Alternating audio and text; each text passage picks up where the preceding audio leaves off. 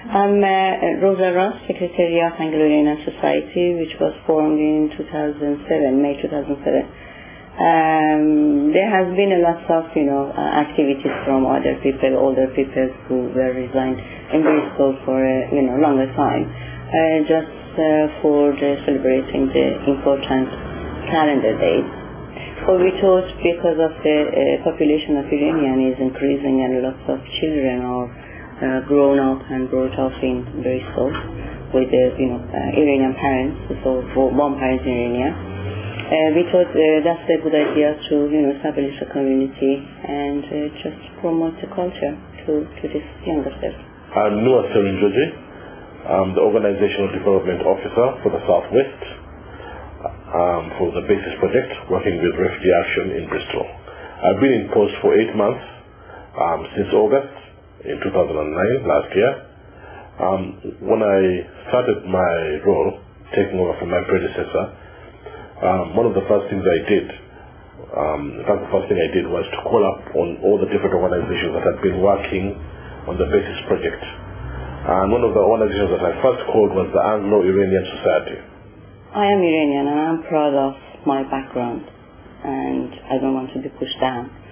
And to me, as a mother, I think if children don't know about one part of or 50% of their background, when they grow up, they feel the gap and imbalance.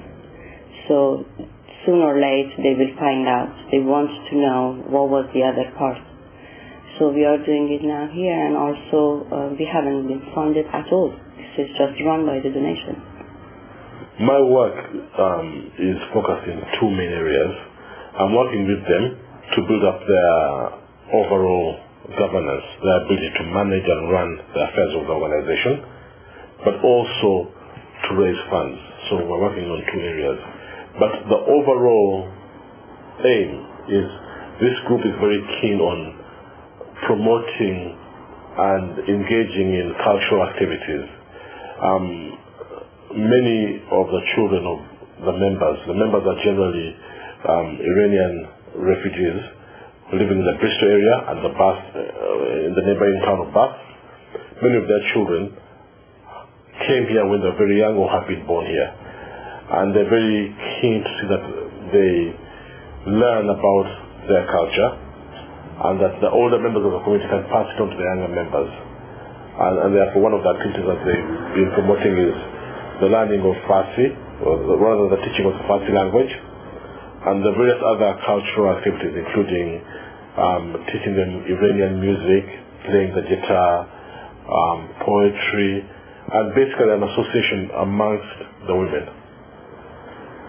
Now, some of the funding bits that we've put in, we've worked with them, and they've been submitted to one of the local funding organizations, the Quartet Community Foundation, aimed at bridging gaps in the funding for these activities that they're carrying out. This is my friend Anahita who is accompanying me today. I come from Bath. I don't live in Bristol, and I'm a very active member of the Iranian Society, Anglo Society in Bristol. I was asked by Rosa kindly to join this community, and I'm very happy to be here. I think this group recognizes that inevitably their children are British, are English, or British people, but they also want them to remember that even though they're British, they should not be ashamed of their heritage. They should be proud of the fact that they have Iranian heritage. And in sociology, they would call it people who are in a space. I myself very much felt that way for a long time. When you are pulled between two sides of the wall, most of your life probably you lived here, or especially children who were brought up here, they are English, but they are not English because parents speak different language, they talk about different memories and different ideas, and so we're trying very much to fill that gap because it can have a very bad psychological effect on you. And I think it's important for children and also ourselves to remember and to know where our roots come from. And also, it's not just about remembering where you come from or trying to fill that gap. It's just such a wonderful thing to, be together and share something that we all have in common, and that is coming from the same land and enjoying almost the same thing. My name is Anahita Bozorgi, and I really enjoy these activities like women's ladies' night and other things, events. We can share our idea really together. If we have a problem, we can support each other, and I'm really happy to be part of that community. Even with the limited resources they have, the members have been willing to support the activities from their own resources. They've been very resourceful and very proactive in organizing events to publicize what they do. They've sent out flyers by email, and they also have a website that is up and running, and they've organized events that have highlighted what they do.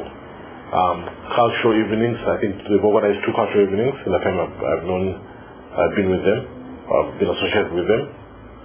Actually 3, I'm reminded, 3 cultural events. And they've been very proactive in meeting with other community organizations and with the council, trying to get everybody to know what they're doing and to get the support that they need. Now, my work as a development worker is to support them, build their capacity, and also to perhaps have a plan of action which can help them fulfill the objectives that they've set out.